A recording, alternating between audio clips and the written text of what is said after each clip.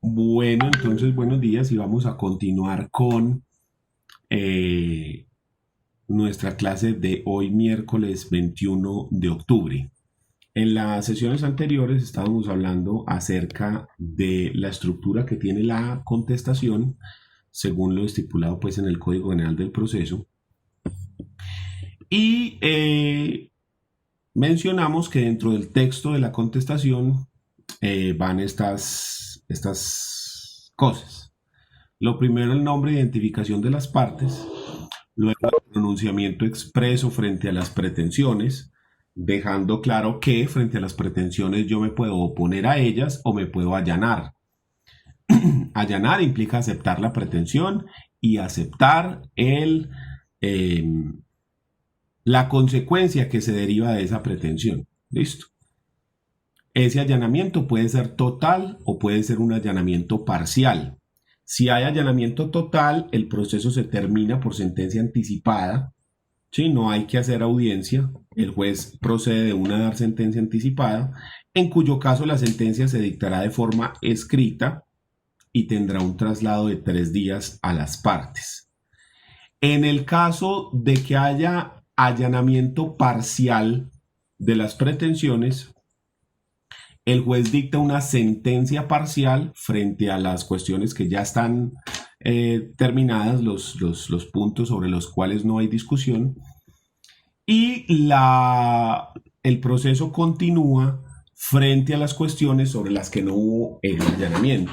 Entonces después hay una completación, digamos, de esa sentencia parcial con los puntos que terminaron por discutirse dentro de la audiencia, ya presentando pruebas y haciendo pues todo lo normal. ¿Sí? Si hay una oposición completa, con oposición a todas las pretensiones, entonces esto implica que el proceso debe continuar y se debe abrir la audiencia inicial y practicar las pruebas pedidas tanto en la demanda como en la contestación para tratar de demostrar quién es el que tiene la razón, si el demandante o el demandado. Listo. Entonces, esas son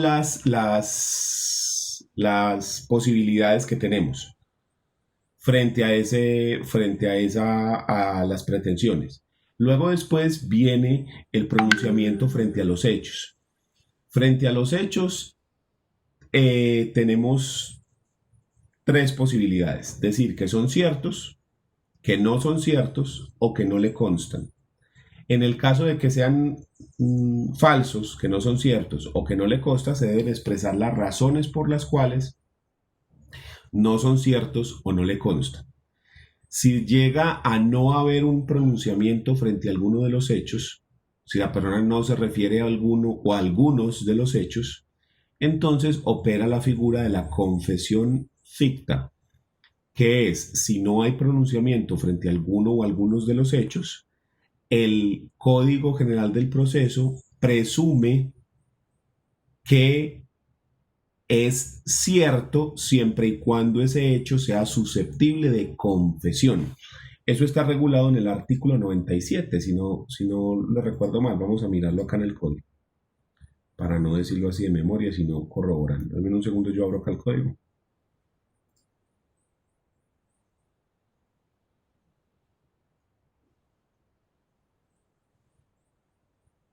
...97, efectivamente. Acá está en este 97, dice: la falta de contestación de la demanda o de pronunciamiento expreso sobre los hechos y las pretensiones de ella, o las afirmaciones o negaciones contrarias a la realidad, harán presumir ciertos los hechos susceptibles de confesión en la demanda, salvo que la ley le atribuya otro efecto. ¿Sí? Entonces, ¿qué significa esto? Que si nosotros dejamos uno o varios hechos sin referirnos a ellos en la contestación, siempre y cuando sean susceptibles de confesión, se presumen ciertos, no habría que demostrarlos porque ya están probados por confesión, lo cual es un efecto muy grave para tener en cuenta en ese asunto. Y es muy común cuando yo he hecho trabajos en los que las personas tienen que hacer demandas y contestaciones. A veces es muy común que las personas no se refieran sobre alguno o algunos de los hechos, lo cual tiene un efecto muy, muy grave para que lo tengan en cuenta. ¿Listo?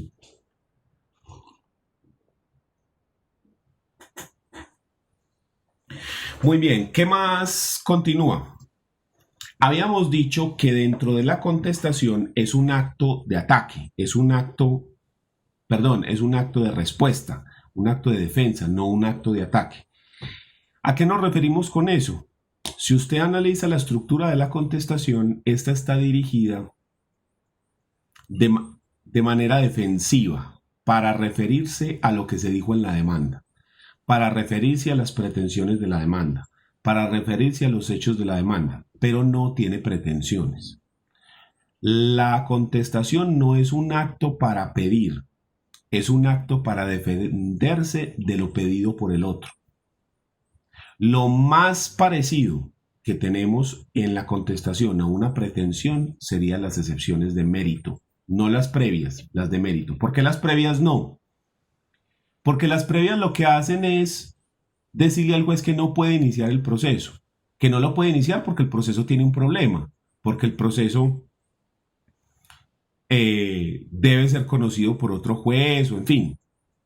En cambio, las excepciones de mérito lo que hacen es atacar y decir que el demandante no tiene la razón. Ejemplo, usted está solicitando una indemnización de perjuicios en un proceso de responsabilidad civil extracontractual, en la cual está solicitando que el demandado sea condenado a la indemnización de perjuicios toda vez que el demandado fue el responsable civilmente del accidente ocurrido el día ta. ¿Qué puede decir el demandado? Una excepción, culpa exclusiva de la víctima.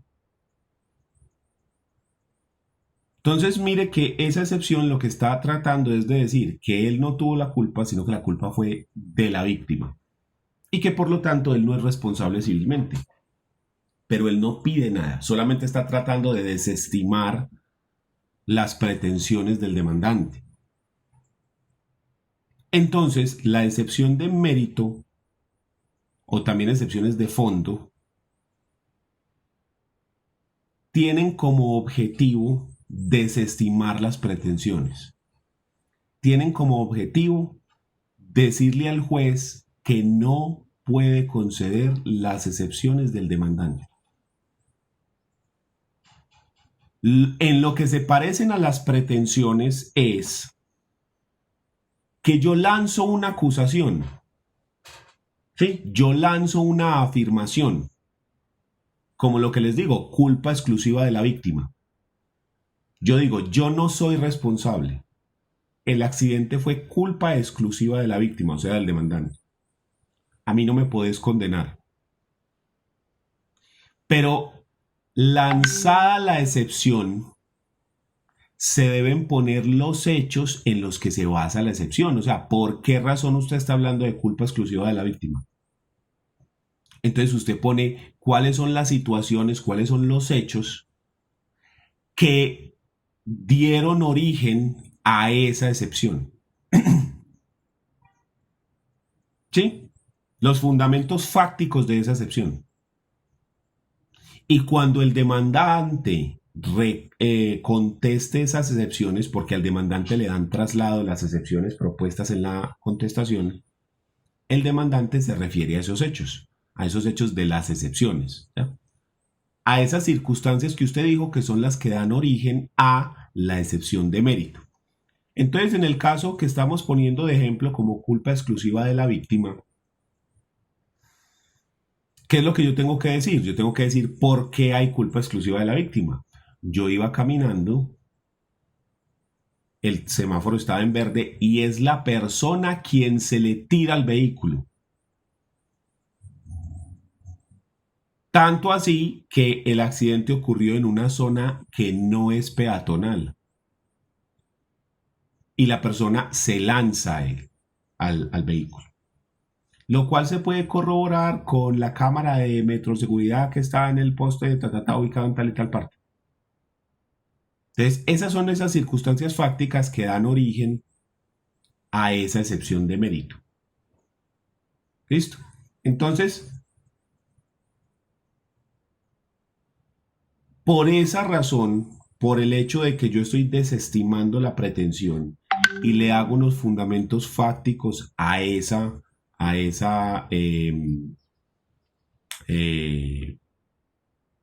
pretensión, por esa razón es que yo comparo las excepciones de mérito con las pretensiones, por ese contenido. ¿Listo? Entonces habíamos visto como excepciones de mérito. A ver. Habíamos visto como previas las que están reguladas en el artículo 100, que son taxativas. Solamente se pueden proponer como previas las que están reguladas en el artículo 100, que son estas que estamos viendo acá. Falta de jurisdicción, falta de competencia, trámite procesal diferente, pleito pendiente, cláusula compromisoria, inexistencia del demandante o del demandado, indebida representación, falta de prueba de la calidad jurídica del demandante o del demandado, ineptitud de la demanda, que es el no cumplimiento de los requisitos formales, de los requisitos que tiene la ley para la demanda, o indebida notificación del demandante de la demanda al demandado.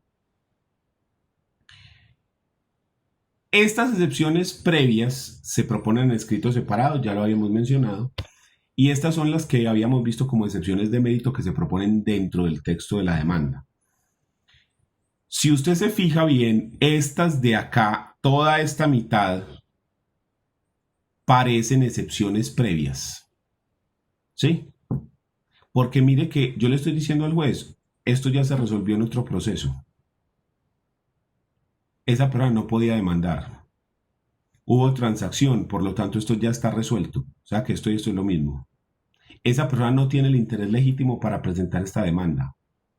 O esa persona no tiene el interés legítimo para ser demandado en este proceso. ¿Sí? Prescripción extintiva del derecho o obligación. No existe ese derecho o esa obligación. La persona no está ni obligado ni está facultado porque ese derecho no existe. O conciliación extrajudicial, que es cosa juzgada también. ¿Sí? Eso ya se resolvió por conciliación extrajudicial. ¿Por qué esta mitad que está acá, por qué se acomodan más fácil como excepciones previas? ¿Por qué razón? Porque en el Código de Procedimiento Civil, que era el código anterior, existían tres tipos de excepciones. Las excepciones de mérito o fondo, las que se proponen dentro del texto de la contestación y se resuelven en la sentencia. Las excepciones previas, que se proponen en un escrito aparte y que se resuelven por auto antes de que inicie el proceso o antes de que inicie la primera audiencia, mejor porque el proceso ya inició.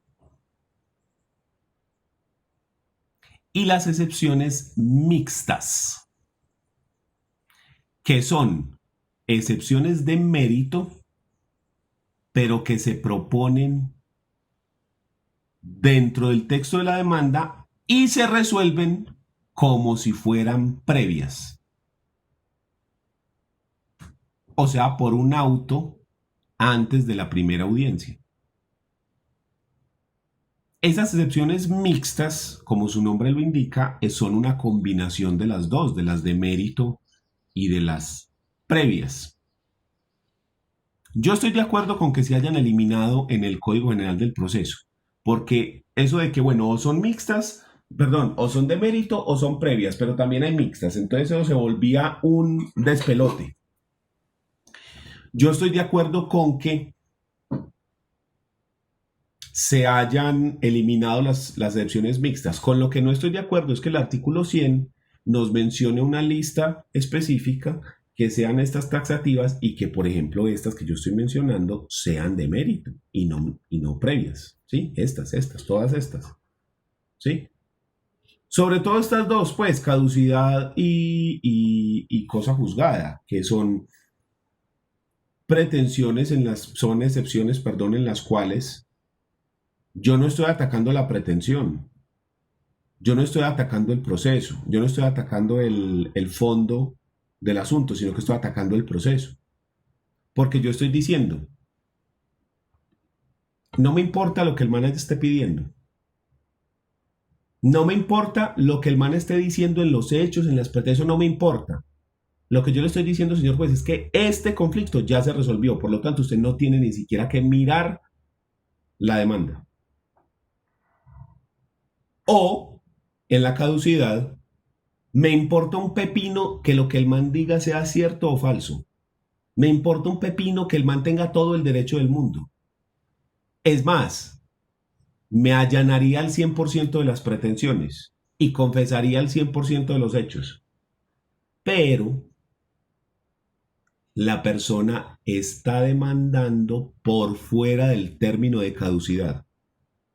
Entonces, aun cuando tiene todo el derecho del mundo y hubiera ganado el proceso, lo hizo por fuera de término, o sea que ni lo mire.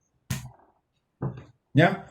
Entonces mire que la naturaleza de esas excepciones es previa, es para que se resuelva antes del proceso. ¿Ya? Entonces ahí se queda uno como...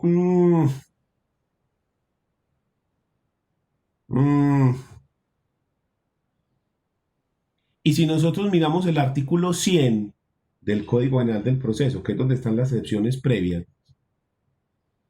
no hay un numeral, como si existen muchos otros artículos, que diga las demás que según como diga la ley. O sea, aquí dice, salvo disposición en contra del demandado, podrá proponer las siguientes excepciones previas dentro del término de traslado. Tan y ya.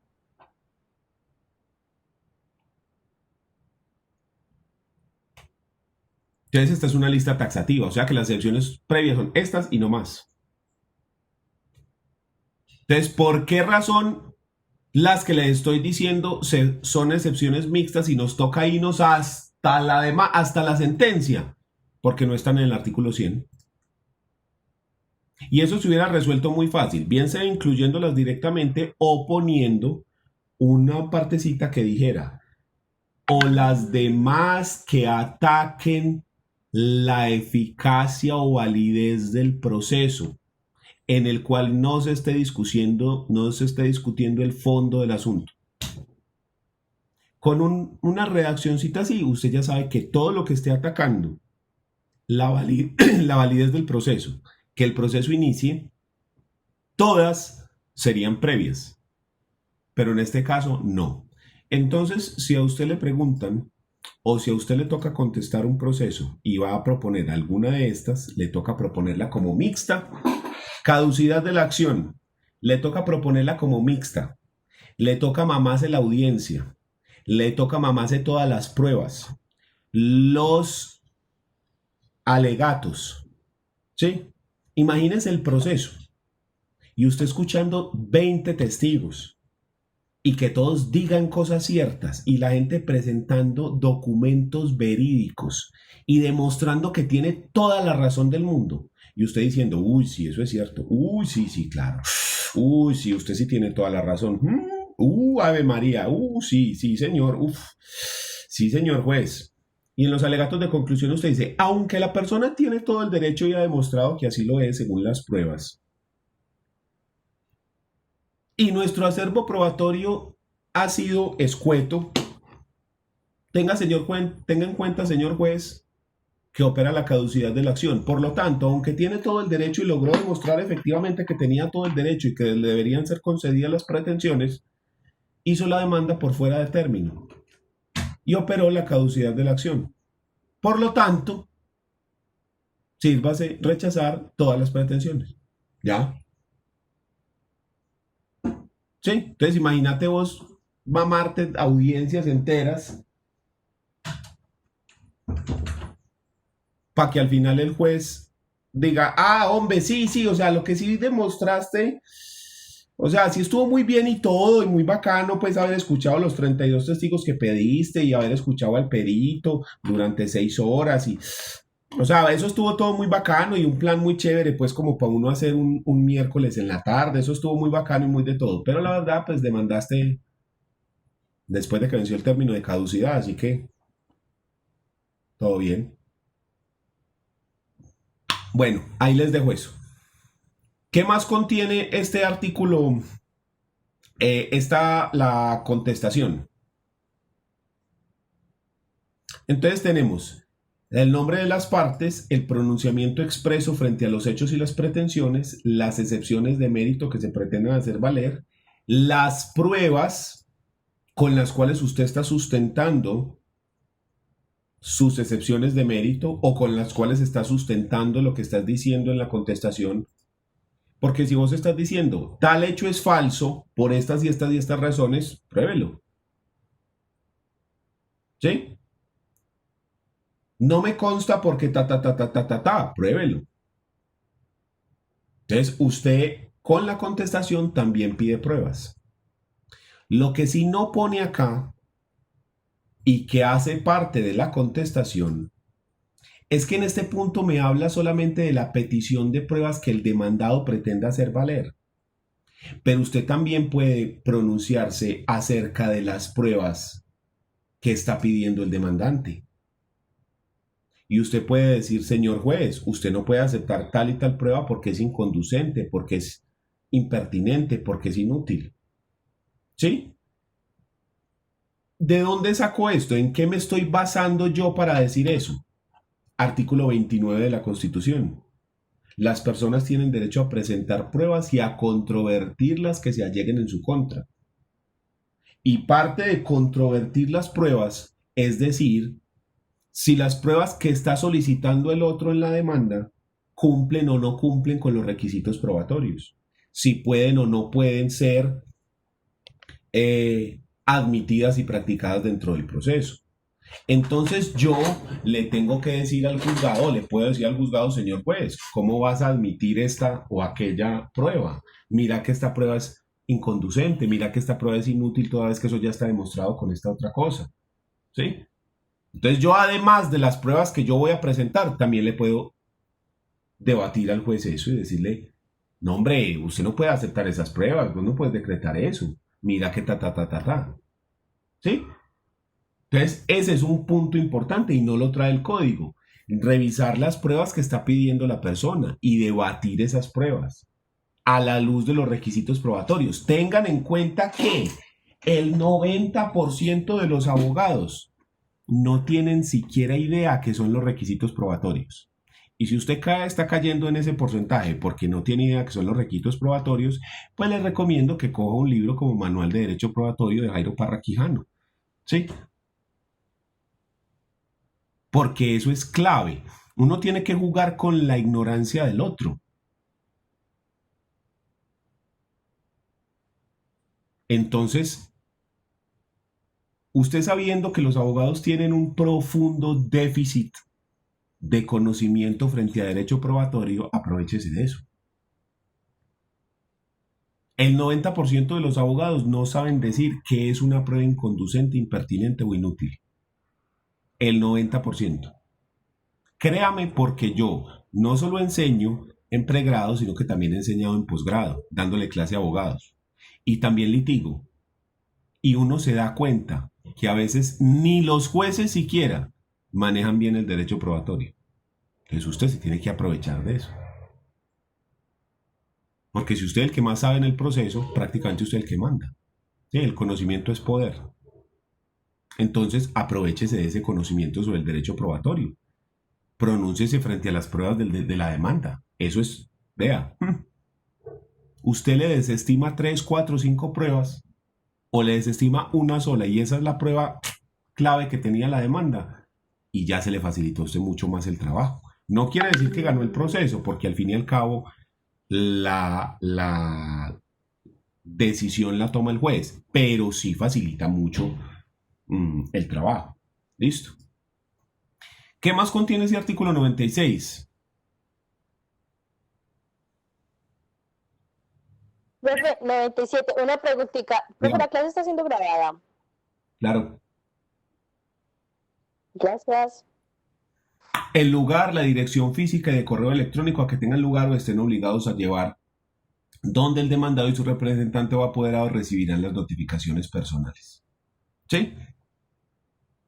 Entonces, lo último que tiene esto es las direcciones de notificación. Dentro del esquema que yo le presenté, pues aquí hay unas cositas adicionales que a mí me parece que debe tenerse en cuenta.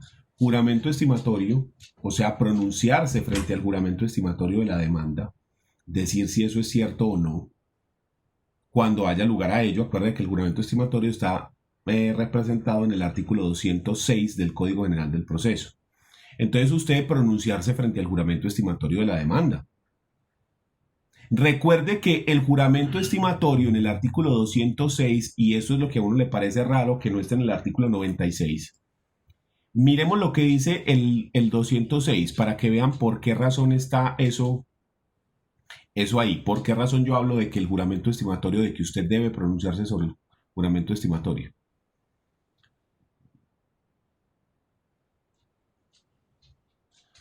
Mire acá este artículo, que es el del 206, el que regula el juramento estimatorio. Mire pues, dice, quien pretenda el reconocimiento de una indemnización, compensación, el pago de frutos o mejoras, deberá estimarlo razonadamente bajo juramento en la demanda o petición correspondiente, discriminando cada uno de los conceptos.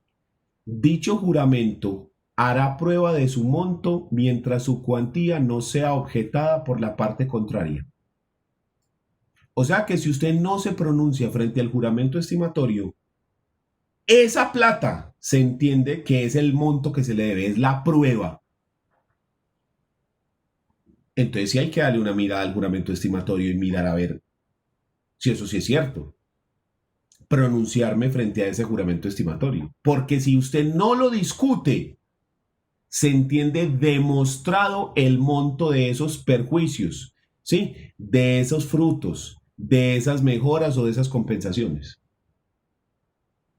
Entonces yo tengo que pronunciarme frente a eso. Y no está en el artículo 96. Entonces, si la demanda contiene juramento estimatorio, me debo pronunciar acerca de ese juramento estimatorio. Si no me pronuncio, queda demostrado ese monto. Entonces, ojo pues. ¿Qué más contiene este esquema que no tiene esto? El derecho de retención si se va a alegar. El derecho de retención, ustedes lo han analizado en otras materias, le permite a una persona retener un bien que no es de su propiedad como garantía del pago de una obligación. Como por ejemplo, el gerente del hotel que retiene el equipaje como garantía del pago del importe por la pieza. O el de la prendería que retiene el bien hasta que se le pague el préstamo. Entonces, si en ese caso hay derecho de retención, recuerden que el derecho de retención tiene que estar explícito dentro del contrato, debe decir que hay derecho de retención. Entonces, usted debe alegar y decir, yo estoy reteniendo esto por estas y estas circunstancias. Y presentar como prueba el contrato donde se pactó ese derecho de retención. Y ahí si vienen las pruebas, como lo mencionaba el 96, las pruebas que yo voy a pedir y lo que yo les digo, el pronunciamiento frente a las pruebas de la demanda, muy importante. Luego las direcciones de notificación, incluso la electrónica, y hoy en día sí que es más importante esa que cualquiera porque así es como nos están notificando. Los anexos que yo vaya a presentar, sobre todo en el acápite de pruebas. Y en documento aparte, en documento por fuera, presento las excepciones previas que yo pretenda hacer valer. Ese sería lo que contiene esa contestación. Esa sería nuestra contestación. Pero además de la contestación, dentro del proceso declarativo, nosotros podemos presentar reconvención, demanda de reconvención. La demanda de reconvención o contrademanda, como la llaman muchas personas, es la forma en la que el demandado tiene para pedir algo. Ya hemos repetido que la contestación es un acto de defensa, donde usted no tiene pretensiones, que lo más parecido son las excepciones de mérito, pero no son pretensiones. Las excepciones de mérito, ¿qué son? Las excepciones de mérito son un mecanismo mediante el cual usted ataca la pretensión del demandante, nada más. Entonces, ¿qué hago yo si quiero pedir algo? Me demandan en divorcio contencioso, aduciendo la causal primera, relaciones sexuales extramatrimoniales. Yo me defiendo y digo que eso no es cierto, que eso nunca pasó, que era una prima, cualquier cosa, ¿sí? Pero yo quiero a su vez pedir el divorcio y que la declaren es a ella la culpable por incumplimiento de los deberes conyugales, por violencia, por otra causal. Yo no lo puedo hacer en la contestación. Entonces, ¿qué hago yo? Presento una demanda de reconvención. Esa demanda de reconvención se presenta dentro del mismo término que nos da la ley para proponer la contestación. O sea que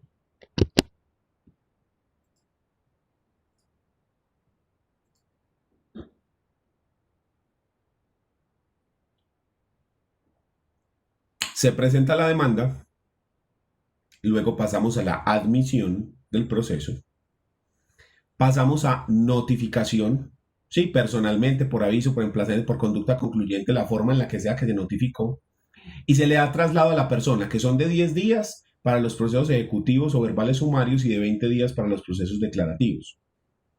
Dentro de este término de traslado, usted tiene que presentar la contestación de la demanda. Pero además de la contestación con sus excepciones previas y de mérito, también dentro de este mismo término de traslado, usted tiene que presentar la demanda de reconvención. Esa demanda de reconvención va a contener los mismos requisitos del artículo 82. Es usted hacer una demanda en contra de la persona que te está demandando. Y tiene todo, hechos, pretensiones, todo igualito como está el artículo 82. Tan es así que una vez presentada esa demanda de reconvención, se pasa a la etapa de admisión. Como esta demanda, así, se pasa a la etapa de admisión. Y se notifica, solo que acá se notificaba personalmente o por aviso, por emplazamiento, por conducta concluyente. En este caso, no.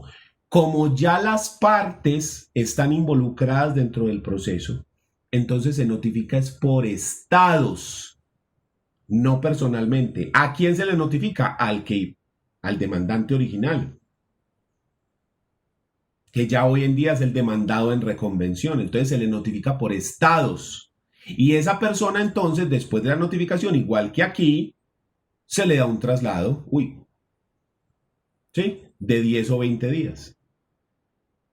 Y la persona puede contestar proponiendo excepciones previas y de mérito y ya no tiene la oportunidad de volver a reconvenir porque si no caeríamos en un ciclo infinito, ¿sí? O sea, solamente se permite una vez. Entonces, en este proceso tenemos dos demandas, la demanda 1 con la contestación y la demanda de reconvención con la contestación de la reconvención, ¿sí? Primero se resuelve la reconvención y después se resuelve la demanda original. Pero en cada una de estas tenemos práctica de pruebas y todas las cosas, ¿sí? Solo que se van tramitando a la vez. Y en la sentencia el juez se tiene que referir primero a la reconvención y después a la otra demanda. Los mismos exactos requisitos que tenía el artículo 82 para eso. Y la contestación de la reconvención va a tener exactamente los mismos requisitos del artículo 96 y se pueden presentar las excepciones de mérito y las excepciones previas idéntico. ¿Listo? idéntico. En eso no hay absolutamente ningún cambio.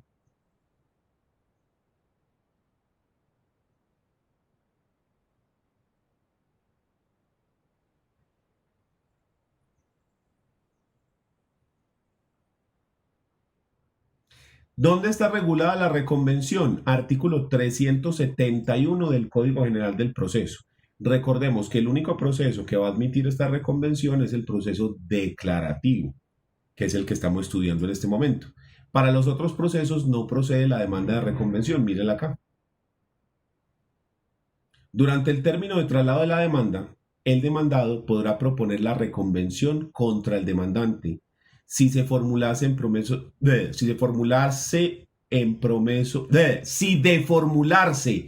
proceso separado procedería a la actuación siempre que sea de competencia del mismo juez y no esté sometida a un trámite especial. Obviamente tiene que ser competente el mismo juez y tramitarse por la misma clase de proceso. Eso obvio. ¿Listo?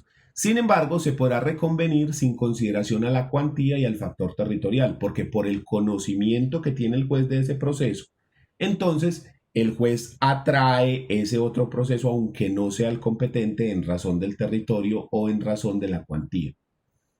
Vencido el término de traslado de la demanda inicial a todos los demandados, se correrá traslado de la reconvención al demandante en la forma prevista en el artículo 91 por el mismo término inicial. En lo sucesivo, ambas se sustanciarán conjuntamente y se decidirán en la misma sentencia. Propuestas por el demandado excepciones previas y reconvención, se dará traslado de aquellas una vez expirado el término de traslado de esta. Si el reconvenido propone a su vez excepciones contra la demanda, unas y otras se tramitarán y decidirán conjuntamente. El auto que admite la demanda de reconvención se notificará por estado y se dará aplicación el artículo 91 en lo relacionado con el retiro de las copias. ¿Listo? Entonces, esta demanda de reconvención está regulada en el artículo 371, pero a su vez, aquí si usted tiene el código físico o si lo tiene digital, póngale que esto está concordado con el artículo 82 del Código General del Proceso, porque ahí es donde están los requisitos de la demanda. Profe, ¿y eso lleva otro radicado de esa demanda o va con el radicado de la inicial? El mismo radicado de la inicial, siempre, y se tramitan ahí bajo el mismo y se resuelven en la misma sentencia. ¿Sí? Aunque son dos procesos, entre comillas, diferentes, se tramitan todo dentro del mismo. Dani, profe, y entonces la primera demanda le agota los requisitos de procedibilidad a la contravención. O ahí no tendríamos que tener requisitos. No, claro que sí. ¿Por qué razón? Porque sobre ese conflicto ya se hizo conciliación. ¿Sí? Es decir, usted y yo tenemos un conflicto sobre cualquier cosa. ¿Ya? Póngale, ¿qué? Una regulación de cuota alimentaria, por decir cualquier ejemplo, ¿cierto? Entonces a usted lo citaron a conciliación y en esa conciliación no se logró. Las dos personas agotaron el requisito, tanto el demandante como el demandado. ¿Sí ves? Entonces, Pero no sobre el mismo objeto. ya está agotado igual. Si es un objeto diferente, entonces ahí ya sí habría que mirar si la persona sí agotó el requisito o no. Pero acordate siempre que tenemos este artículo, que ya se me olvidó qué número es, en el que dice que si vos pedís medidas cautelares, no tenés que agotar el requisito de procedibilidad. Y que en el proceso declarativo se pueden pedir las famosas medidas innominadas, que son cualquier cosa que el juez considere necesaria. ¿Sí? Entonces, vos puedes pedir dentro de un proceso declarativo. La medida cautelar, digamos, por excelencia de los procesos declarativos es la inscripción de demanda. ¿Qué es la inscripción de demanda? Que dentro del folio de matrícula inmobiliaria del bien que se esté discutiendo, se inscriba una advertencia de que ese bien está en pleito en el proceso radicado del juzgado tal. Para que si se realiza cualquier acto posterior, esas personas estén sometidas a lo que se resuelva en el proceso y no puedan aducir que eran compradores de buena fe o cualquier cosa. Si existe esa advertencia, todo mundo queda sujeto a lo que se decía en ese proceso. Pero no se podían pedir más medidas cautelares que esas, nada más. Hasta que llega el Código General del Proceso, venga, yo busco el artículo para que no se queden ahí con la duda. Esta es el 591, creo que es. 590, ¿ya? Entonces, mira, en los procesos declarativos se aplicarán las siguientes reglas. Entonces, desde la presentación de la demanda, el juez podrá decretar las siguientes medidas cautelares. A, la inscripción de demanda. B, la inscripción de... Y C, este es 590 literal C, dice, cualquier otra medida que el juez encuentre razonable para la protección del derecho objeto del litigio, para impedir su infracción o evitar las consecuencias derivadas de la misma, prevenir daños, hacer cesar los que se hubieran causado o asegurar la efectividad de la pretensión. Esto es lo que se llaman las famosas medidas cautelares innominadas. Porque mira que dice cualquier otra cosa, ¿ya? Y si eso lo concordamos con este parágrafo, dice, en todo proceso y ante cualquier jurisdicción, cuando se solicite la práctica de medidas cautelares, se podrá acudir directamente al juez sin necesidad de agotar la conciliación prejudicial como requisito de procedibilidad. Entonces, ¿qué es lo que significa esto? Que yo, por ejemplo, estoy en un proceso de divorcio y le pido al juez, como medida cautelar, que decrete las residencias separadas de los cónyuges y que fije una cuota alimentaria provisional. Con eso ya no tengo que acudir a la conciliación previa. Porque el parágrafo del 590 me permite acudir de manera directa si yo pido medidas cautelares. Y en el literal Pero C entonces, dice que cualquier otra medida. Ahí está. pero entonces, dada la contravención, a mí sí me tocaría ir a acotar ese requisito de conciliación. O ya hacer por contravención y ellos piden medidas cautelares, eso también me da puertas a mí para yo no Vos tener no, que pero agotar. vos podés pedir otra medida cautelar, cualquier otra que pidas. Ah, listo, listo. Y si no la pido, sí me tocaría ir a conciliación. Entonces, si no la pedís, sí, porque el mismo artículo, ¿cuál es que es de la ley 640 del 2001 pide que usted tenga que conciliar de manera previa, ¿sí? Pero, y la cuestión está, si a vos ya te citaron, en este caso, digamos como demandado a la conciliación, el nombre correcto es citado, ya vos también lo cumpliste, o sea, la conciliación quedó o el requisito de procedibilidad quedó cumplido para los dos, para el citante en conciliación como para el citado, para los dos. Si los dos fueron a la conciliación y no conciliaron o conciliaron parcialmente, ya, ellos... Agotaron requisitos los dos. Exactamente. Entonces usted ni siquiera tiene que aportar nada. Usted dice, aporto como prueba del requisito de conciliación, o perdón, téngase como prueba del requisito de procedibilidad la aportada con la demanda a folio tal. Y ya. Y ya quedó usted habiendo demostrado ese requisito. Bueno, Listo, ya saben que dentro de esa demanda, bien sea demanda de reconvención como la demanda original en el proceso declarativo, el artículo 590 nos va a permitir proponer excepciones, medidas cautelares, ¿sí? Dentro del proceso declarativo. ¿Cuáles medidas cautelares? La inscripción de demanda o cualquier otra medida. ¿Sí? Entonces usted puede pedir muchísimas cosas dentro del proceso declarativo, dependiendo que sea para razonable para la protección del derecho objeto de litigio, para impedir la infracción del derecho objeto de litigio, para evitar las consecuencias derivadas de una infracción del objeto de derecho de litigio o para prevenir daños o hacer cesar los daños que se hubieran causado o asegurar la efectividad de la pretensión. Y esto opera para la demanda inicial o la demanda original como para la reconvención. La aplica las mismas normas, ¿sí? Exactamente igual. Las medidas cautelares, al igual que las excepciones previas, para que lo tengan en cuenta, se proponen en un escrito aparte a la demanda. Entonces usted en otra hojita propone la medida cautelar que quiera.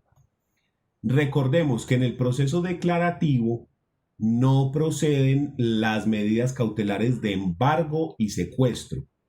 Esas medidas cautelares son exclusivas o son propias de los procesos ejecutivos y de los procesos liquidatorios. En el declarativo no procede ni el embargo ni el secuestro, pero sí la inscripción de demanda. Y en el mismo orden de ideas, en los procesos ejecutivos y liquidatorios no procede la inscripción de demanda porque procede embargo y secuestro. ¿Listo? Así es. Muy bien, entonces ya tenemos la contestación y ya tenemos la reconvención. ¿Quién tiene alguna duda de eso?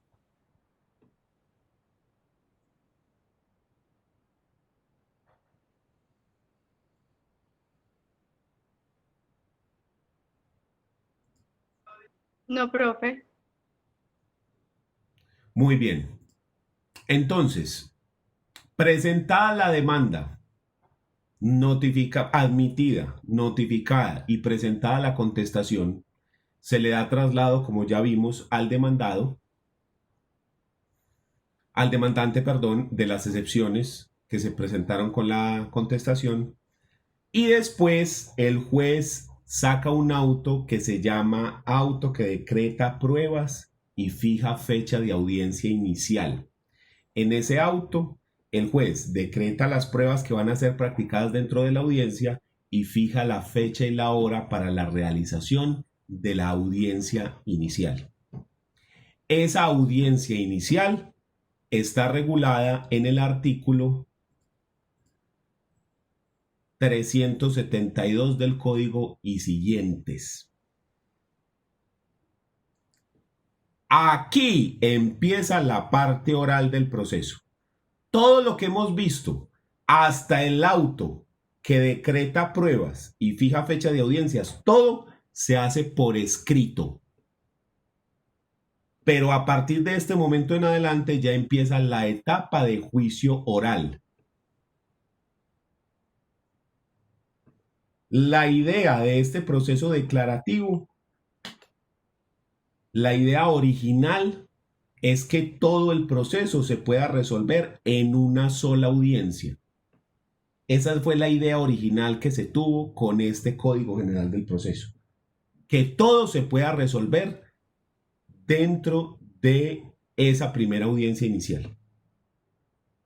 ¿Listo? Pero que si por alguna circunstancia eso no es posible, si por alguna circunstancia no se puede resolver todo dentro de esa audiencia inicial, entonces se da la posibilidad de suspender esa audiencia y realizar una segunda audiencia que se llama audiencia de instrucción y juzgamiento. Y en esa sí se termina el proceso. O sea que máximo los procesos declarativos deberían tardar 2 audiencias. Entonces, cuando se trajo la idea del código, todo el mundo quedó, esto es una maravilla, vamos a salir del proceso declarativo en 2 audiencias, espectacular. Porque es que antes se hacía una audiencia para resolver las excepciones previas, una audiencia para las pruebas, y a veces eran varias, porque era audiencia para escuchar los testimonios del demandante, audiencia para escuchar los testimonios del demandado, audiencia para escuchar al perito, ¿sí? Luego después audiencia para alegatos de conclusión, luego después audiencia para la sentencia, o sea, eran un montón de audiencias. Y entonces la gente toda contenta diciendo, ¡ay, qué maravilla! Vamos a resolver todo en una sola, bueno, de pronto en 2. No, esto es una maravilla, este proceso oral, esto es la celeridad, la velocidad, o sea, ya se va a desatrancar la justicia, esto es una maravilla, venga a ver cuál código de procedimiento civil, mátenlo ese, échele candela a ese código, que esto es una belleza. ¿Cuál fue el problema? Que si yo presento una demanda hoy, más o menos la primera audiencia me la dan por ahí para mayo. Si no es que me la dan para septiembre del otro año. Para la primera. ¿Y qué pasa si en esa audiencia no se resuelve el asunto? La otra me la dan por ahí para marzo. O sea que lo que queríamos acelerar. ¿Por qué es esto? Porque hay muchos procesos por cada juez. O sea, si nosotros queremos una justicia más rápida, ¿qué es lo que nos toca hacer? Tener más jueces, punto. Ya.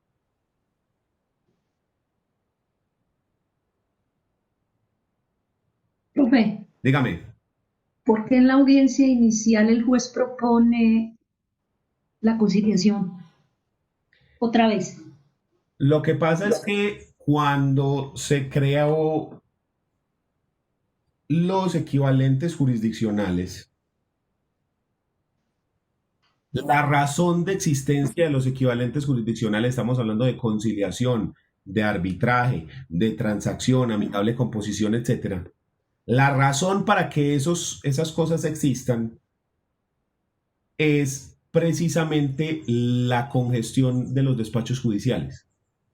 Y lo que se intenta, lo que se trata de lograr al crear los equivalentes jurisdiccionales es sacar procesos de los juzgados,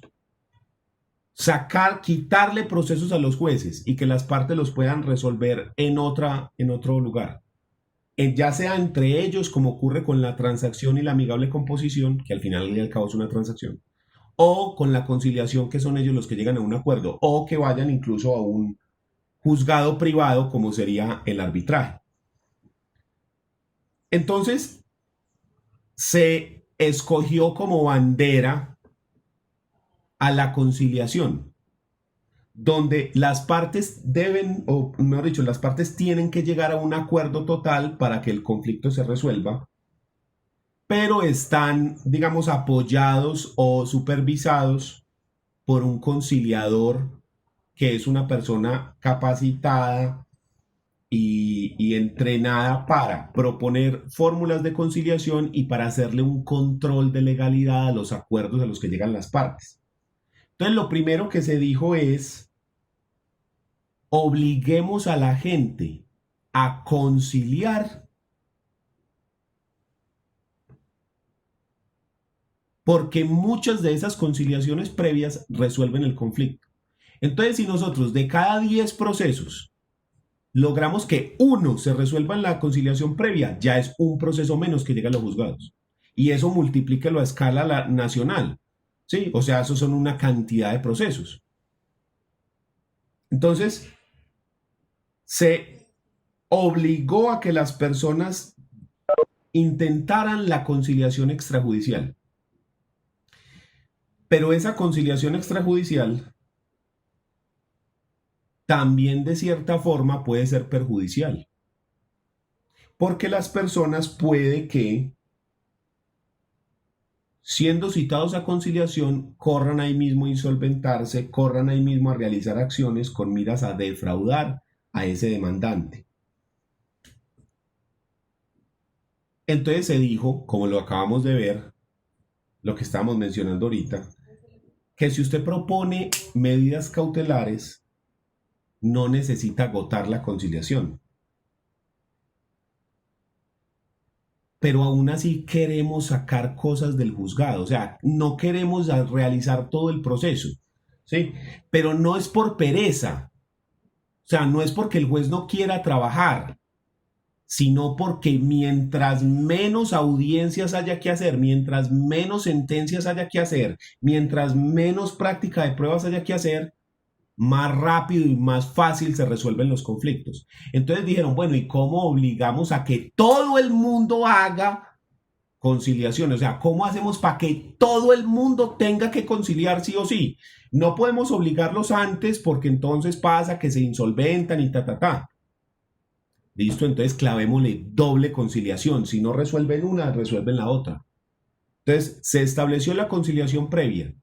Y después se estableció la conciliación dentro del proceso, la conciliación judicial. Y eso está desde el código anterior. El Código de Procedimiento Civil anterior tenía la audiencia del 101, artículo 101, donde se intentaba la conciliación judicial.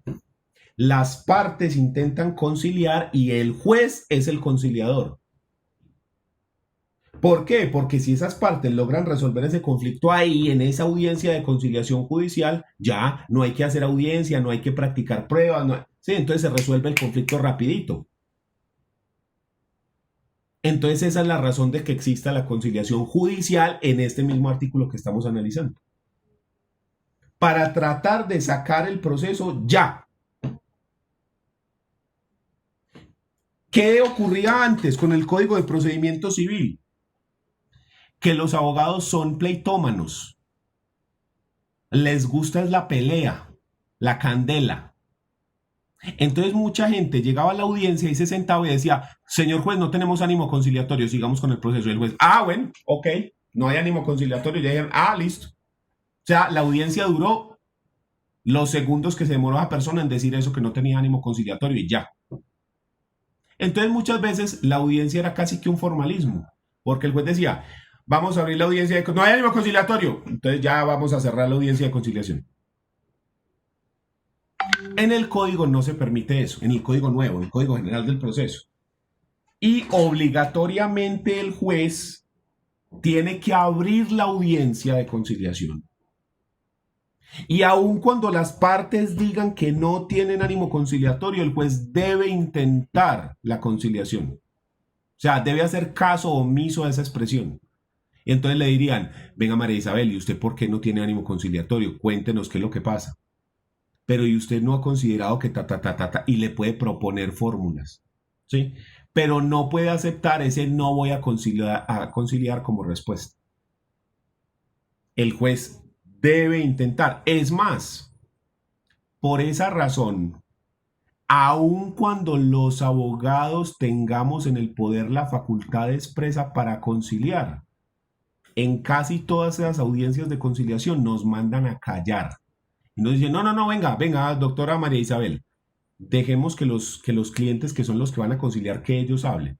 Permita, no importa que usted tenga el poder para conciliar, deje que la persona hable, por favor. Y si usted se pone muy salsita, lo mandan a sacar, pues, ¿cierto?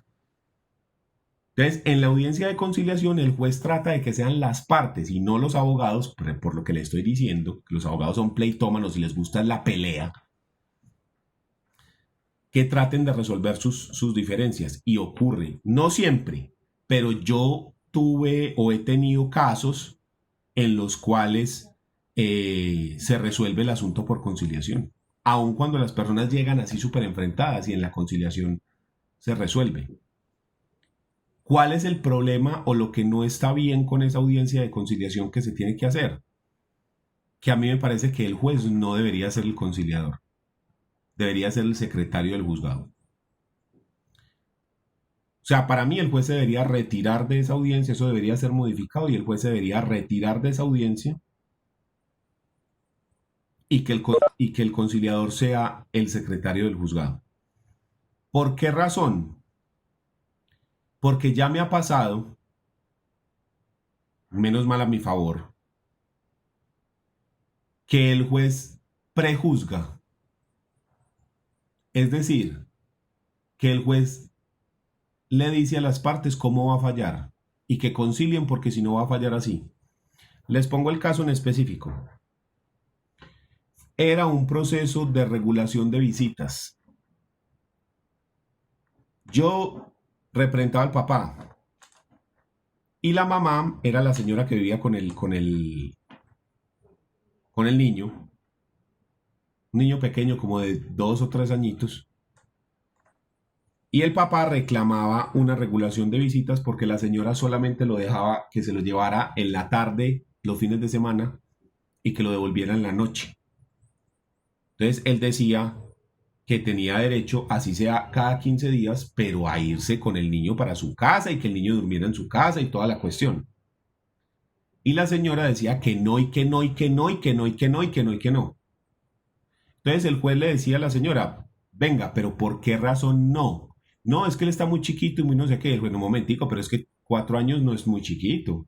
Pues tenía como 3, 4 añitos. O sea, ya no es un niño de brazo ni su alimentación es de pecho, en cuyo caso uno diría, bueno, sí, porque es que, pero no, ya no está tan pequeño. O sea, ya ahí no hay ningún problema con que él se vaya a dormir con el papá. Y después de mucho insistirle, la señora dijo, no, lo que pasa es que el papá tiene una novia y yo no quiero que duerma ya con esa zorra, que no sé qué, con no sé cuántas, y el papá es un tal por cual y un no sé qué, y ta, ta, ta, ta, ta, ta, ta. Y el juez le dijo, vea señora, más vale que concilien acá de forma de que ustedes lleguen a un acuerdo, de que ustedes pongan las reglas, de que ustedes se sometan a lo que ustedes mismos acordaron. Eso es mucho mejor porque uno se siente mejor cuando usted pone las condiciones, usted más fácil cumple. A que nos vayamos a la sentencia, porque el señor tiene todo el derecho a visitar al niño y no solo el niño tiene el derecho a visitar al papá. Entonces, prácticamente el juez le dijo, si no concilian, la voy a clavar y le voy a poner que igual a la fuerza el señor se lo lleve así, así, así, así. Entonces, concilia, hágale pues. Para mí eso no es correcto. Y yo era el beneficiado con eso. Yo en esa audiencia, o sea, yo fui a ese proceso y me quedé así, vean. Lo único que dije fue, mi nombre es Daniel Lopera, ta, ta, ta, ta, ta, ta, ta, ta, ta, ta, ta, y luego me quedé así, porque como a mí no me dejaban hablar, porque era la audiencia de conciliación, sino a ellos, entonces a la final, ¿qué pasó? La abogada llegó y se le acercó, negra, concilie, porque el juez ya nos clavó, o sea, ya el man nos dice que vamos a perder el proceso, o sea, concilie ya, o si no el juez nos va a imponer lo que le dé la gana. Y así fue. Entonces, ¿qué? Se logró la conciliación, listo. Entonces el señor se lo lleva a tal hora y lo devuelve a tal hora y ta, ta, ta.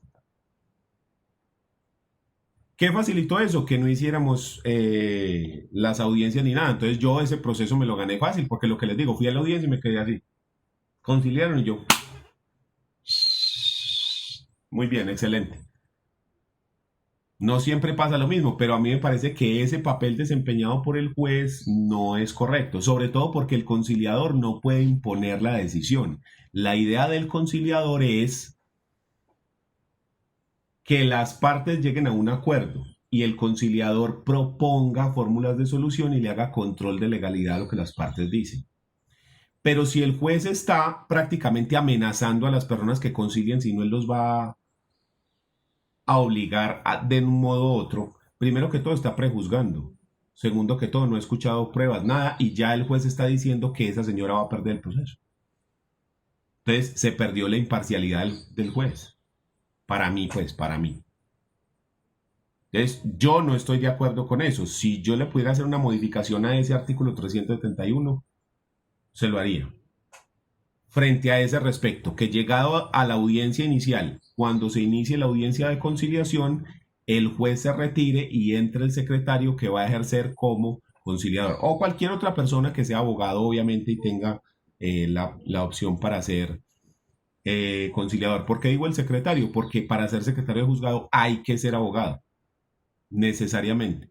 Otros cargos dentro del juzgado no necesitan que usted sea abogado, necesitan que usted sea estudiante de derecho, primero, segundo semestre, pero no necesitan que sea abogado, en cambio ser secretario sí.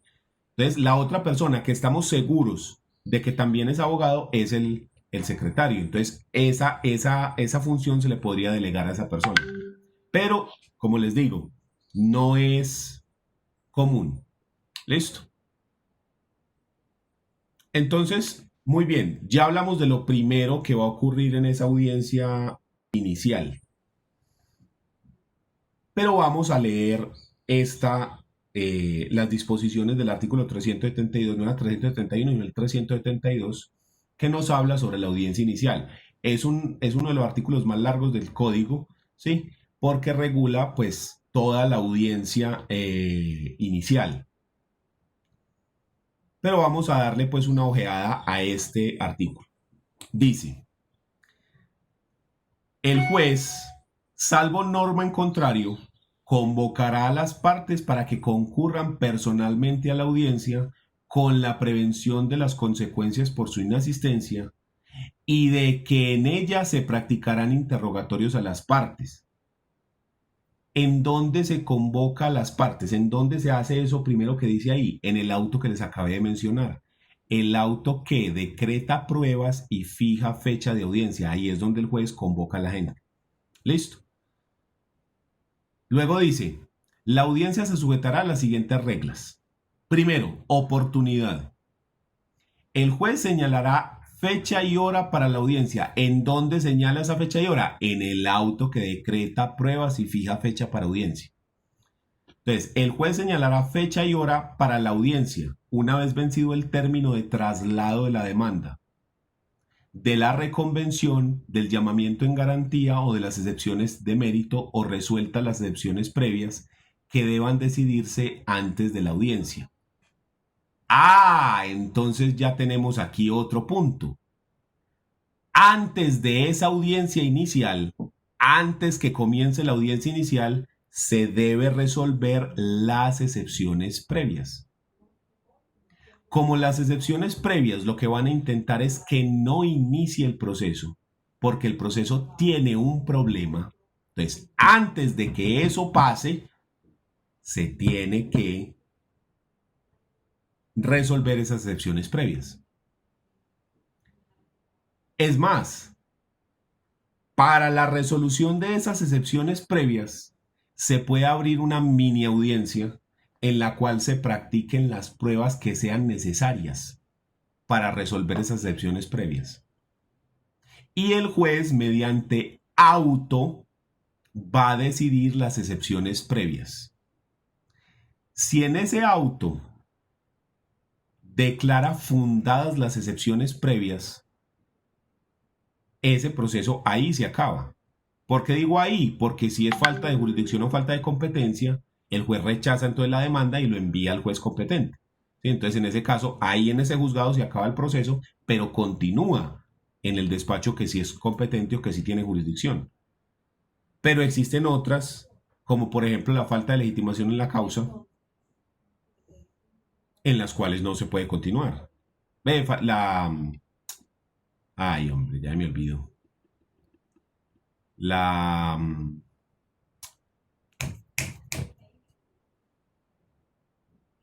Falta de prueba de la calidad jurídica del demandante o del demandado. No se puede continuar el proceso sino hasta que se aporte esa prueba. O inexistencia del demandante o el demandado. El demandante no existe o el demandado no existe. O sea, no se puede. ¿Sí? Entonces, el juez, mediante ese auto, va a resolver esas excepciones previas y puede, lo que les digo, practicar pruebas para la resolución de esas excepciones previas. Esa es lo primero que nos dice ese artículo 371 del Código Penal del Proceso. 71, 72. Entonces, o resuelta las excepciones previas que deberán decidirse antes de la audiencia, o realizada la notificación, citación o traslado que el juez ordene al resolver las excepciones según el caso. Entonces, miren aquí el auto que ya les he mencionado tantas veces. El auto que señale fecha y hora para la audiencia se notificará por estado y no tendrá recursos. O sea, yo ese auto no puedo solicitar ni reposición, ni apelación, ni nada de esas cosas. Lo que sí puedo hacer con ese auto es solicitar un aplazamiento de la audiencia porque hay alguna situación que te impida estar presente al momento de la audiencia. Entonces, justificando esa situación, justificando que vos no puedes estar presente por X o Y motivo, podés solicitar el aplazamiento de la audiencia y el juez decidirá si la acepta que se aplace o no. ¿Listo? En ese auto, el juez citará a las partes para que concurran personalmente a rendir interrogatorio, a la conciliación y los demás asuntos relacionados con la audiencia. La idea es que a la audiencia inicial tienen que ir el demandante, el apoderado del demandante, el demandado y el apoderado del demandado, los cuatro. Y más adelante vamos a ver la inasistencia, que si alguien falta a esa audiencia de manera injustificada, es acreedor a unas sanciones graves. ¿Listo?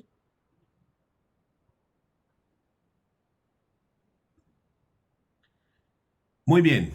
Intervinientes. Además de las partes, la audiencia deberán concurrir sus apoderados. Lo que acabo de decir. ¿Ya? La audiencia se realizará aunque no concurra alguna de sus partes o sus apoderados. Si estos no comparecen, se realizará con aquellas. Si los apoderados no van, se realiza con las partes. ¿Ya? Si las partes no van, se realiza con los apoderados. Pero eso tiene unas sanciones que ya las vamos a ver. Si alguna de las partes no comparece, sin perjuicio de las consecuencias probatorias por su inasistencia, la audiencia se llevará a cabo con su apoderado, quien tendrá facultad para confesar, conciliar, transigir, desistir y en general para disponer del derecho en litigio. O sea, se puede realizar la audiencia aun cuando la parte no vaya. Pero aquí es donde viene la cosa. Tercero, inasistencia a la audiencia.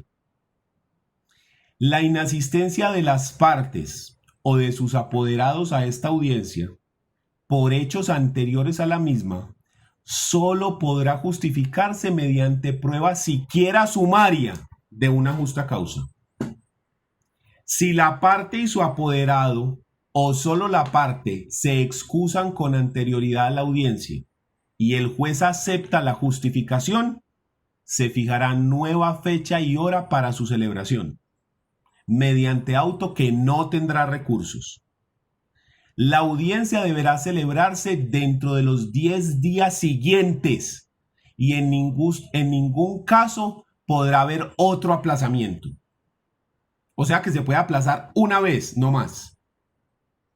Las justificaciones las justificaciones que presenten las partes o sus apoderados con posterioridad a la audiencia, o sea, la audiencia se celebró sin la parte, pero se presentó la justificación después de celebrada, solo serán apreciadas si se aportan dentro de los 3 días siguientes a la fecha en que se llevó a cabo la audiencia. El juez solo admitirá aquellas que se fundamenten en fuerza mayor o caso fortuito. O sea que es que tenía otra audiencia, no me sirve. Porque solamente es fuerza mayor o caso fortuito. ¿Ya?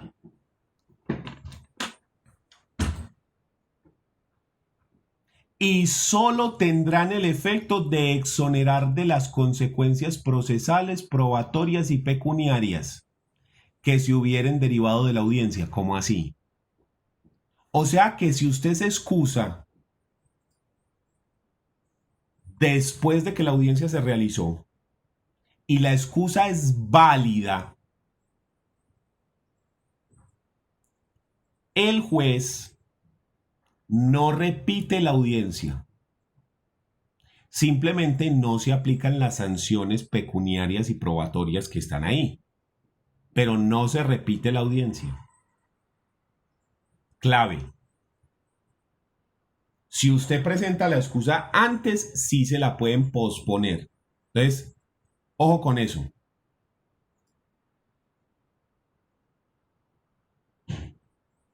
En este caso, si el juez acepta la excusa presentada, prevendrá a quien la haya presentado para que concurra a la audiencia de instrucción y juzgamiento a absolver el interrogatorio. O sea que no le repiten esta, pero se puede programar audiencia de instrucción y juzgamiento, pero no le repiten esta. ¿Cuáles son las consecuencias de inasistir? Consecuencias de la inasistencia. La inasistencia injustificada del demandante hará presumir ciertos los hechos en que se fundan las excepciones propuestas por el demandado, siempre que sean susceptibles de confesión. La del demandado hará presumir ciertos los hechos susceptibles de confesión en que se funde la demanda. Gravísimo. ¡Ey, qué hubo! Esperen a ver que la perrita se enloqueció.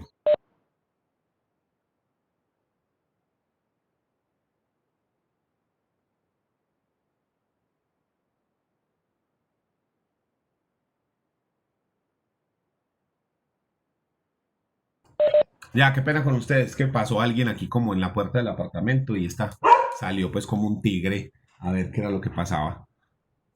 Deme un segundito.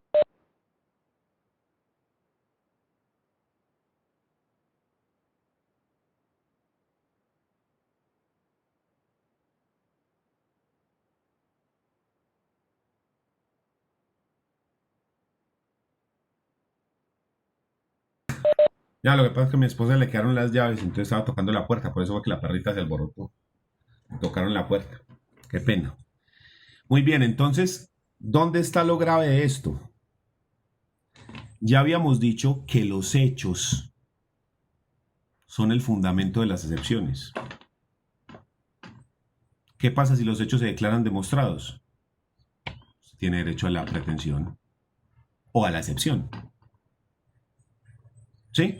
Entonces, si se entienden probados los hechos, entonces se tiene derecho a que el juez declare la pretensión o la excepción, según el caso, pues obviamente. Entonces, ¿qué significa eso? Que si usted no va, perdió el proceso. Así de simple.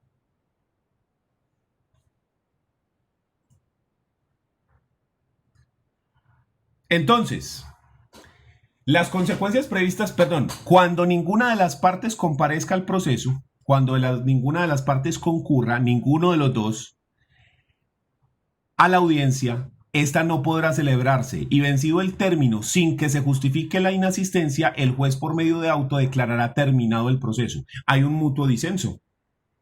¿Sí? Las partes no quisieron asistir ninguna de las dos. Entonces, se acabó el proceso.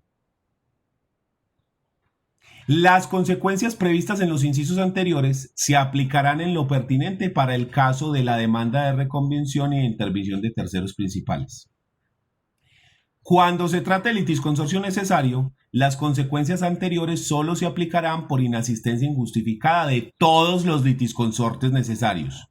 O sea, si hay litisconsorcio necesario, tienen que faltar todos para que pase esto. Cuando se trate de litisconsorcio facultativo, las consecuencias se aplicarán a ese litisconsorte que faltó. ¿Sí? Y a la parte o al apoderado que no concurra a la audiencia se le impondrá multa de 5 salarios mínimos legales mensuales vigentes. A la parte y al apoderado. O sea que si faltan ambos, son 5 para uno y 5 para el otro. Para que tengan eso bien presente. Obviamente sin justificarse. Si usted tiene una justificación, pues obviamente entonces no hay lugar a esta sanción. Pero si no, graves, para que lo tengan en cuenta. ¿Listo? Entonces es muy grave no asistir a esa audiencia. Tiene una sanción probatoria gravísima y una sanción económica que se hace extensiva al demandante, perdón, a la parte y al apoderado. ¿Ya? Entonces, lo primero es, si usted no asiste, ya sabe. Ahora sí, a partir de acá, empieza el código a decirnos qué es lo que se va a hacer en la audiencia. A partir de ese numeral quinto, entonces ya se dice, bueno, llegó el día y la hora y están las partes presentes. ¿Qué es lo que vamos a hacer? ¿Cómo se va a desarrollar esta fiesta? ¿Qué es lo que vamos a hacer? Entonces, lo primero que habíamos dicho es que antes de que empezar cualquier cosa, el juez va a resolver las excepciones previas. Eso es lo primero que el man va a hacer, ¿sí? Básicamente, la estructura de esta audiencia es la siguiente, ¿sí? Lo primero que se hace es resolver las excepciones previas. Recuerden que esto es si las partes están, si no hay ningún problema. Entonces, lo primero que se hace es resolver las excepciones previas. Y ya dijimos que se pueden practicar pruebas para la resolución de esas excepciones previas. Y se resuelven por medio de un auto. Entonces, si las excepciones son fundadas, se acabó el proceso. Si las excepciones son infundadas, si no se le da la razón al demandado con las excepciones, entonces el proceso continúa. ¿Y con qué continúa? Con la conciliación. Vamos a verlo en el código.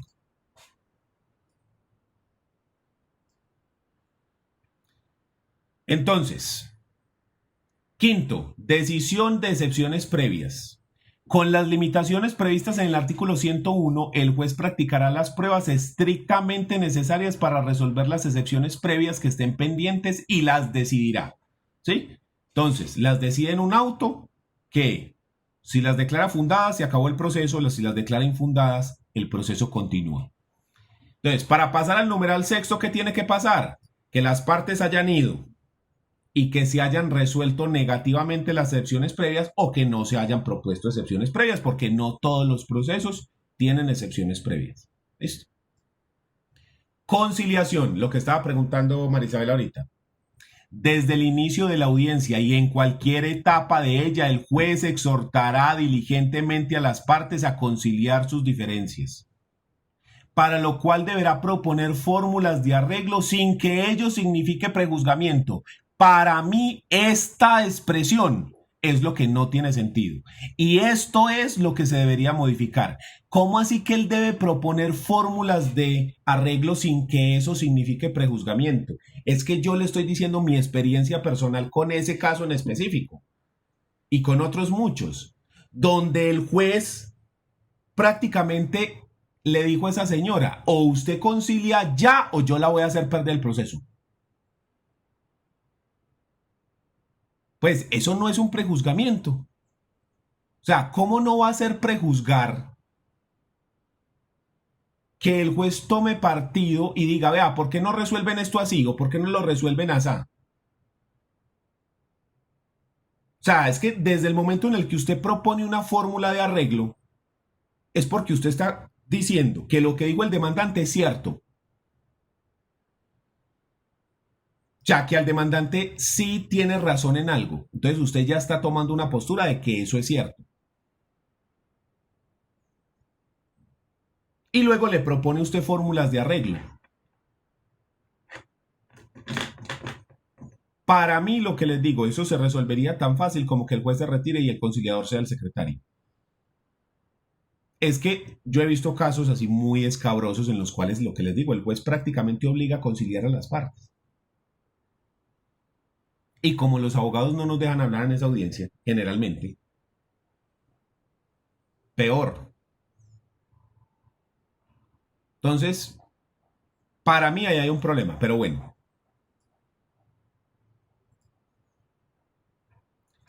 Si alguno de los demandantes o demandados fuera incapaz, concurrirá su representante legal.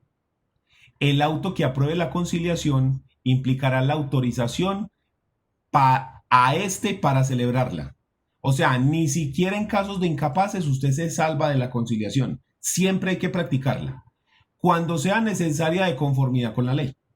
Cuando una de las partes esté representada por curador ad litem, este concurrirá para efectos distintos de la conciliación y de la admisión de hechos perjudicables a aquella. O sea que el curador no puede conciliar, curador ad litem. Si el curador ad litem no asiste, se le impondrá una multa por valor de 5 a 10 salarios mínimos. Peor todavía, salvo que presente prueba siquiera sumaria de justa causa para no comparecer. Entonces, de esta audiencia de conciliación se tiene que practicar siempre, aun cuando sean incapaces, menores de edad o personas jurídicas. Hay que practicarlo. El representante legal de esas personas incapaces se entiende que tiene las facultades para conciliar. ¿Listo? El único caso en el que no es cuando haya curador ad litem, como lo que ocurre cuando nosotros demandamos a una persona que no sabemos si existe o no existe o dónde está. Entonces hacemos una notificación por emplazamiento y se le nombra el curador ad litem. En ese evento no se podrá realizar porque el curador ad litem no puede conciliar. ¿Listo? Terminada entonces la audiencia de conciliación, ya empezamos acá con la práctica del interrogatorio de parte. Lo que yo no entiendo es por qué en el numeral 7 está el interrogatorio de parte y en el numeral 8 el control de legalidad. Eso no tiene mucho sentido que digamos. ¿Sí? O sea, ¿cómo se va a controlar la legalidad del proceso cuya finalidad es evitar una nulidad después de que se ha practicado un medio de prueba? ¿Sí? Eso no tiene mucho sentido. Entonces, por eso es que en el cuadrito que yo les presento, yo lo pongo en el orden correcto, porque lo primero que se debe hacer es este control de legalidad. Porque ¿cuál es la idea de ese control de legalidad? Evitar en una nulidad. La idea es evitar una de estas nulidades. Que el juez esté actuando sin jurisdicción o sin competencia, que haya una providencia de un superior jerárquico que diga algo y se esté actuando en contra de ella, que se esté reviviendo un proceso terminado, que se esté actuando después de una causal de suspensión o interrupción, que se haya omitido decretar una prueba porque esto es una vulneración al debido proceso, ¿sí? Que se omite la oportunidad para alegar, que se omitió un traslado, que la notificación no se hizo en la forma correcta. Todas estas son nulidades que se pueden evitar y que el papel del juez en ese control de legalidad es precisamente evitar una nulidad del proceso. Entonces, no tiene absolutamente ningún sentido que se practique primero el interrogatorio de parte y luego el control de legalidad. Estas son las cosas por las cuales yo soy tan crítico del legislador. O sea, ¿cómo es posible, en qué cabeza cabe de que yo interrogo a las partes, que es un medio de prueba, y después digo, ¡ay! El proceso está nulo porque tiene este problema. ¿Sabe qué? Chao. Entonces, ¿para qué interrogué a las partes? O sea, perdí el tiempo huevonamente. Sí, no tiene sentido. Se supone que las pruebas las voy a practicar después de que todo esté bien.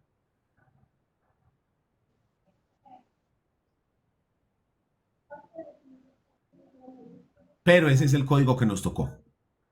Doctor, una cosita, me permite, me retiro que me tengo que desplazar a trabajar y faltan 10 para las 8. Listo. Listo, profe, muchas gracias. Buen día, compañeros. Entonces, eso es la parte que no tiene absolutamente ningún sentido. Pero ya sabe, yo le intercambio el orden y si fuera también lo haría al revés. Porque simplemente no tiene sentido que se haga el interrogatorio antes que el control de legalidad. Es que para mí esto es, o sea, es un error re estúpido. Pero bueno, ahí está. Entonces el numeral séptimo nos dice, interrogatorio de las partes. Práctica de otras pruebas y fijación del litigio. Los interrogatorios de las partes se practicarán en la audiencia inicial. El juez oficiosamente y de manera obligatoria interrogará de modo exhaustivo a las partes sobre el objeto del proceso. También podrá ordenar el careo. No se recomienda, por mi parte, nunca el careo. Porque el careo fácil se sale de madres y se generan ahí unos zaperoco. ¿Qué es el careo? Usted pone a la gente una al frente de la otra y usted dijo tal cosa, sí, ¿por qué la dijo? Y los pone así a enfrentarse entre ellos. Eso fácilmente deviene en violencia. Si los ánimos están caldeados, si la discusión es bien jodida y toca sentimientos, sobre todo en procesos de derecho de familia, fácilmente eso se sale de madres ahí. Entonces, ese careo, vea, para mí es un caldo de cultivo, pero excelente, para que esa audiencia se vuelva, mejor dicho, una fiesta. Yo eso lo eliminaría del todo. O sea, tendría que ser algo estrictamente necesario para que yo como juez dictara un careo. No. Es que muy fácilmente eso se descompone. ¿Y por qué se lo estoy diciendo? Porque ya pasó. En alguna ocasión, no me pasó a mí, pero sí a mi papá, en un divorcio, él representaba a la señora y estaban interrogando al señor. Y decretaron así un careo.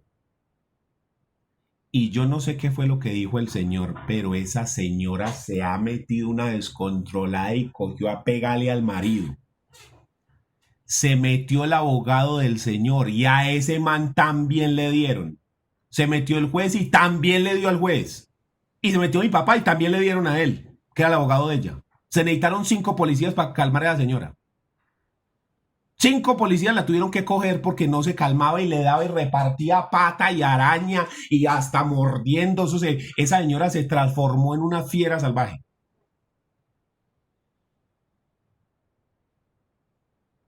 sea, eso para mí es un método de prueba innecesario porque usted, sin necesidad del careo, usted puede comparar las dos versiones. Y genera ese problema. Además, si tenemos en cuenta que el juez es el garante de la seguridad de las partes, fácilmente si ocurre algún perjuicio, se puede demandar al Estado y al juez por esos perjuicios que se hayan ocasionado toda vez que la seguridad se puso en peligro por la práctica de esa medida. Entonces, no se aconseja. Ese interrogatorio dice que es exhaustivo. A mí me ha ocurrido varias veces que los jueces preguntan tan bien que yo no tengo nada que preguntar. O sea, el juez hace todas las preguntas. Ya me ha pasado como 2 o 3 veces que yo llevo las preguntas que yo le voy a hacer a la contraparte anotadas en un papel. Y el juez le hace todas y cada una de las preguntas que yo tengo. Cuando me da la palabra a mí, no, señor juez, yo tengo más preguntas. Porque la idea es que sea un interrogatorio exhaustivo. Que el juez les pregunte a las partes bien en forma sobre el objeto del proceso. ¿Listo?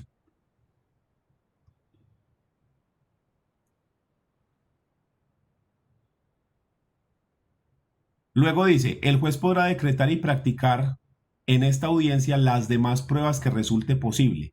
O sea que usted me está diciendo que además del interrogatorio, el juez va a practicar todas las pruebas y después de eso va a hacer el control de legalidad. Eso es lo que no está correcto para mí, pues. O sea que después del interrogatorio de parte se pueden practicar todas las otras pruebas y se pueden decretar algunas pruebas nuevas, ¿sí? Y a continuación dice, el juez requerirá a las partes y a sus apoderados para que determinen los hechos en los que están de acuerdo y en los que fueren susceptibles de prueba de confesión y fijará el objeto del litigio, precisando los hechos que considera demostrados y los que requieran ser probados. ¿Sí? ¿Cómo se hace esto? Los hechos que ya tienen prueba documental y que quedan demostrados, ya sale, esos no hay que probarlos. Los hechos que de pronto fueron confesados, porque ahí dice el juez que le pregunte a las partes cuáles hechos se declaran ya aprobados por confesión o porque ellos lo declaran probados de mutuo acuerdo. Y sobre los que no, sobre esos es que se van a practicar el resto de las pruebas. Y después es que el código nos dice que se hace el control de legalidad. Entonces el juez ejercerá el control de legalidad para asegurar la sentencia de fondo y sanear los vicios que puedan acarrear nulidades o otras irregularidades del proceso, los cuales, salvo que se trate de hechos nuevos, no se podrán alegar en las etapas siguientes. Además, deberá verificar la integración del litisconsorcio necesario. Pero vos, ¿cómo vas a verificar la integración del litisconsorcio necesario después de que practicaste las pruebas? Eso es que no tiene ningún sentido. Por eso es que yo, en el cuadrito que le estoy mostrando, el control de legalidad va acto seguido de la conciliación, porque es simplemente estúpido que vayan primero las prácticas de pruebas y después el control de legalidad. No tiene absolutamente ningún sentido, porque en este control de legalidad se puede decretar la nulidad de todo el proceso. Entonces, ¿yo para qué voy a practicar pruebas y después las tendría que anular? Es estúpido, es perder el tiempo pendejamente. ¿Ya? Entonces, por eso siempre el control de legalidad debe ir antes. ¿Listo? Entonces, se hace el interrogatorio de las partes y se practican todas las otras pruebas que se hayan decretado. O sea que a esta audiencia inicial, además de ir la parte demandante, el apoderado del demandante, el demandado y el apoderado del demandado, también tienen que comparecer los testigos que usted pidió, porque después de ese interrogatorio siguen las otras pruebas. Generalmente, ¿cuáles son esas otras pruebas? Las pruebas testimoniales. De una. Entonces usted los tiene que tener a todos filaditos allá afuera del juzgado esperando. Lo bueno es que como usted en un auto ya le habían decretado qué día y qué hora era la audiencia, entonces usted ya les puede notificar a las personas eso. Y generalmente se hace con muchísima anticipación. Lo que le digo, si se presenta la demanda hoy, seguramente no la admiten, contestación por allá en noviembre, finales de noviembre, diciembre. Y nos fijan la fecha por ahí para agosto, septiembre. O sea que usted tiene, no, pues, meses para programar eso con anticipación y que toda la gente esté ahí pendiente. ¿Listo? Entonces hay que tener en cuenta que todas las pruebas se pueden practicar en la audiencia. O sea, eso se va todo como por entre un tubo para que usted esté pilas. Antes, lo que les digo, en el Código de Procedimiento Civil hacíamos una audiencia para las excepciones previas. Listo, infundadas, una audiencia para la conciliación. Listo, infundadas, una audiencia para práctica de pruebas. Listo, una audiencia para alegatos. Entonces, eso hacía que los procesos se demoraran más. En cambio, aquí todo se puede ir de una. Hasta la sentencia podemos llegar en esa sola audiencia. Entonces, uno tiene que estar preparado para realizar todo el proceso. ¿Listo? ¿Dudas?